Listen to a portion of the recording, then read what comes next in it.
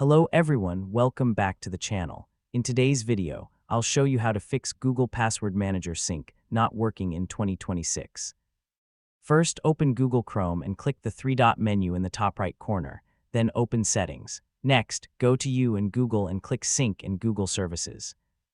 Open Manage what you sync and make sure Sync is turned on. You can either choose Sync Everything or make sure the Passwords option is enabled.